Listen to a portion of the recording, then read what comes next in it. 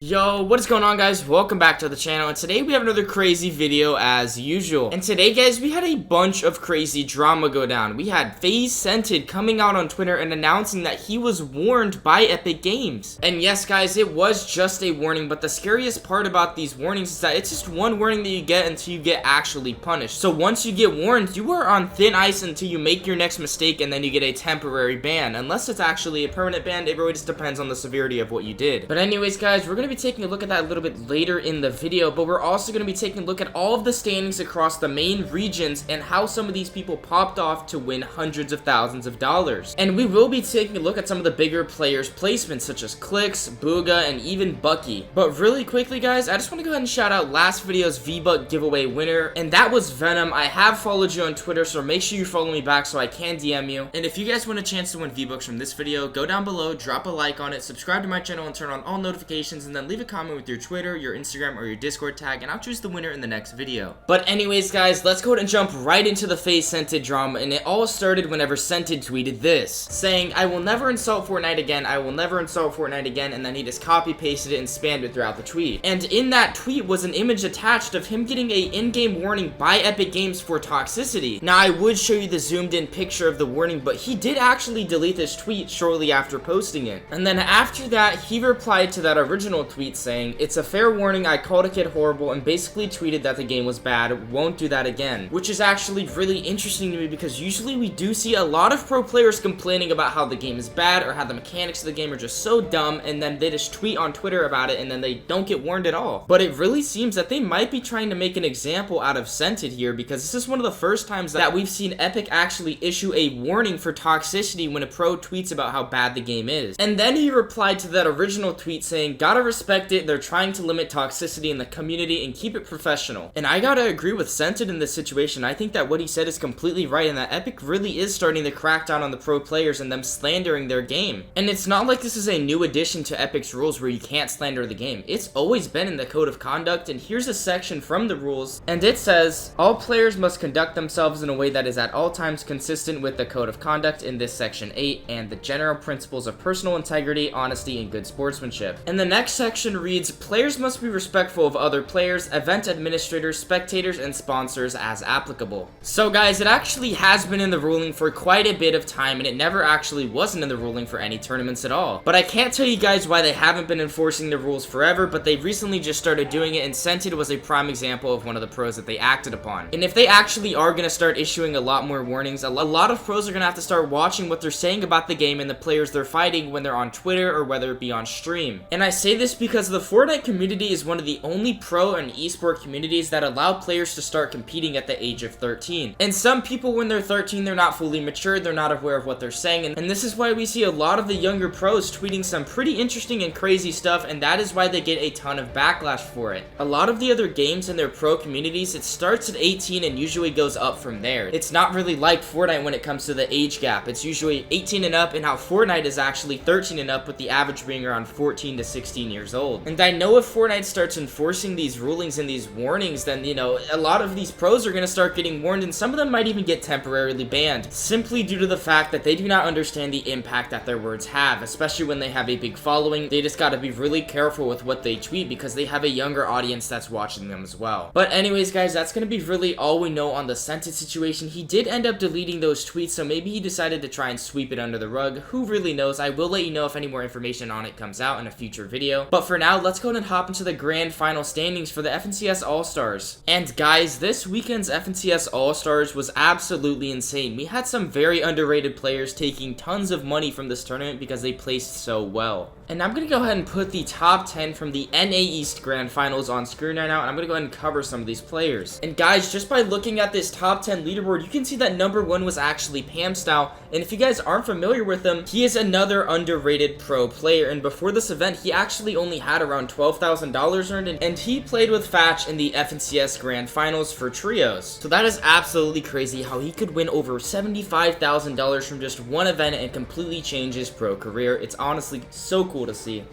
and I just want to give a huge congratulations to him. But let's go ahead and head back over to the top 10 leaderboard and keep reviewing some of the players. And just by looking at this top 10 leaderboard again, we see some more familiar names. We have players like Fusion Casker, who we've seen in the past, BBG Kanata, a demon in solos. We've seen him multiple times placing high on the solo leaderboards. And then LG Slacks, a previous FNCS champion. He actually won the FNCS with G2 Jock and Acorn. And some people were accusing him of getting carried by them, but this just goes to show that he is indeed a great solo player and can hold his own. And moving on a little bit more down the leaderboard, you have Tragics, and then you have Dubs and BBG Bucky. And Dubs is actually making a big return in the competitive Fortnite scene. Dubs sort of fell under the competitive radar for a couple of months, but now he's back getting a 6th place in the FNCS Grand Finals. And then we have BBG Bucky, and Bucky has been going absolutely crazy this season. As we all know, he's been doing that race against Marzo W, and it's not even really a race anymore. He got to over 30,000 points in just a couple of days, and he has been streaming and doing 20-hour streams throughout the entire time of it. So to see him be able to manage all of that and then come into this event and get a 7th place is just absolutely crazy, and he was actually tweeting about it on Twitter. Here's the tweet. He said, 7th place, $22,000, done with the Buck slander, bro. And then Kanata replying to that tweet saying, let me find out solo DreamHack Bucky is back. And it's true, he was getting a lot of slander for grinding Arena 24/7. People thought that he wasn't going to be able to place well during the FNCS All-Stars, but he came out here and he showed out, and it was absolutely nuts. But looking back at that top 10 leaderboard, we can move down the list and see players like Peterbot, another face that we're not too familiar with, and then we see Xset, Cease, and NRG Edgy, and they both just made it into the top 10, which is absolutely cool seeing some of the OG Fortnite players do well again. And I also want to take a look at Bloom Riverson, who came in 1st place in the NA West FNCS All-Star Showdown Solo Finals. And if you guys weren't aware, Riverson actually moved to East to try and compete on the East region for a higher prize pool, and then he tried that out a little bit, and then he decided to move back to West, and then this event happened, and he managed to win the entire thing on West. And then moving on down the list, you have Extra Reed, and Reed actually was in 95th place at one point in this tournament. He did not have a good start at all, and then he jumped all the way to 3rd place, which just goes to show that if you keep the right mentality throughout the entire tournament, anything is possible. You could literally be dead last in the first 2 games and then come back all the way and jump into 1st place as long as you just keep your